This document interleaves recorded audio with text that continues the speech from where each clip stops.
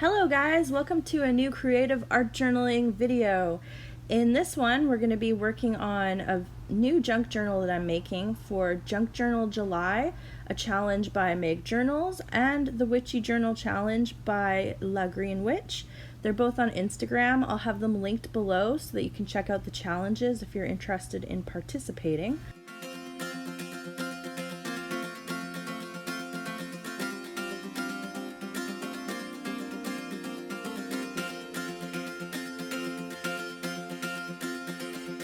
It's my first time successfully doing a 3-hole pamphlet stitch binding.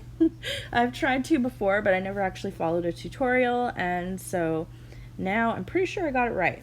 So anyway, I'm just getting out one of my, I think they're knitting needles or yarn needles or something, and they're really great for doing this because they have really big eyes. The needle eye thing is like really big, so you can't really miss with your embroidery thread. And I chose kind of an ochre colored embroidery thread because I thought that would go with pretty much any page in the journal, and it kind of just worked with the coffee dyed paper and everything. And so yeah, I did the embroidery stitch, or no, 3-hole pamphlet stitch binding, and then I tied it off 3 times. Trimmed off the extra embroidery thread. And now I'm just checking out what the book looks like all bound, and I made a little tuck spot there, a little pocket tuck spot, and I used my tiny attacher by Tim Holtz to staple it shut so that it worked as a pocket.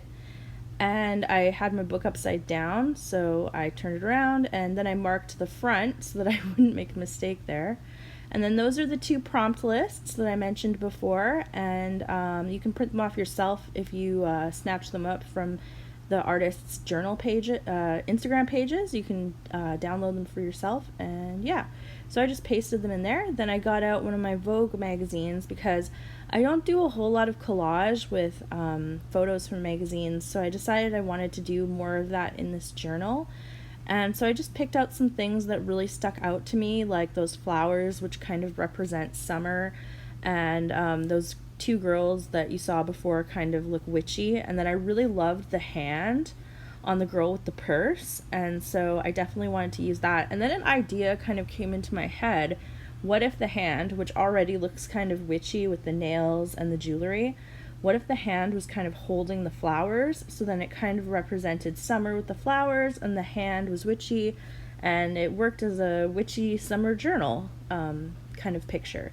So then I went into a lot of detail here with my craft knife, and I cut out the hand as best as I could. It wasn't perfect, but I think it worked out pretty good, and it definitely still looks like a hand, so I'm glad about that. And I even had some spaces where the roses would show underneath her fingers, which I really liked. Made it look more realistic. I poured way too much clear gesso out there. Big mistake. I had to scoop it back into the bottle, and it smelled like coffee because of the coffee dyed paper it was on. So these are some watercolors by Pan Ink Design. I'll have them linked below as well. I sort of reviewed their watercolors in 2 videos ago, so be sure to check that out if you're interested. They're awesome watercolors. And I wanted kind of a lighter effect, but still a neon effect on the coffee dyed paper, and so I went in with the watercolors first, but I knew that later on I was going to go in with my Liquitex acrylic neon yellow and add more details with that were brighter, but I didn't want the whole thing to be bright yellow. So now I'm gluing in the flowers, and I tried to smooth out the glue with a paintbrush, and it didn't really work, and so I gave up, and I just pasted it in how it is here. And then I really love how that takes up so much room on the cover. Like, it's like bam, flowers, bam, summer.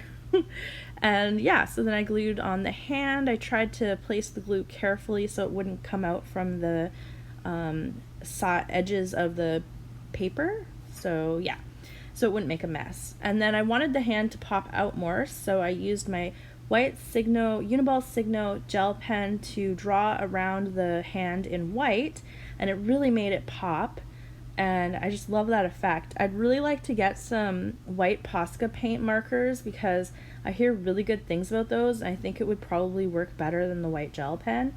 But yeah, so I wanted kind of a graphic effect, so I drew in these, I did some mark making with my black Stabilo pen, and there's these little triangles kind of in a randomized design, but I tried to make it really balance with how everything was composed on the page, and I think it turned out well. And I made them black because it's kind of witchier, I don't know, kind of darker and magical. And then I, of course, added stars, because what would a journal page be for me without stars? Like, huh? So anyway, of course I added a bunch of those in, but I had an idea for those too.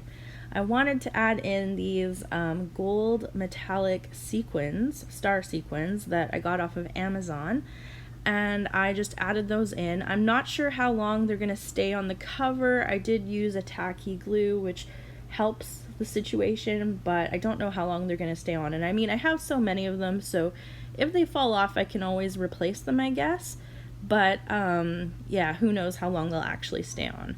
But that's okay. It's all just for fun, right? And I just love how they sparkle. Ooh, I love it. And it kind of adds to the magic of the whole thing. So now I'm adding some tattoos with the white gel pen, and it really stands out against her dark skin, which I love. And these are kind of the tattoos I would have if I was brave enough to get tattoos. I would get something really cool like this with plants and eyes and moons and everything.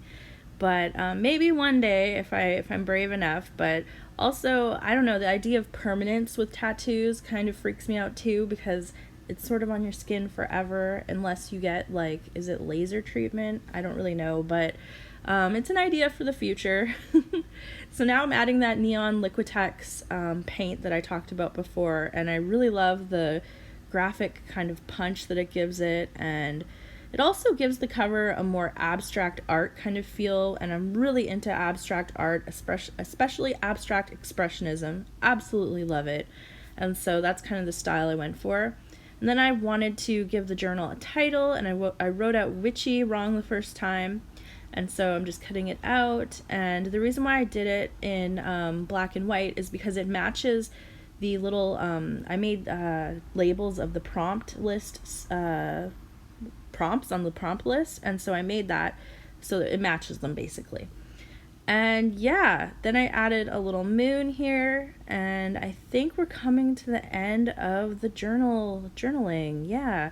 So I just want to thank you guys so much for watching. Please leave me a comment. I love reading comments and knowing what your thoughts are and what you like to journal about. And if you have any journal plans this summer, I'd love to hear them, or art plans.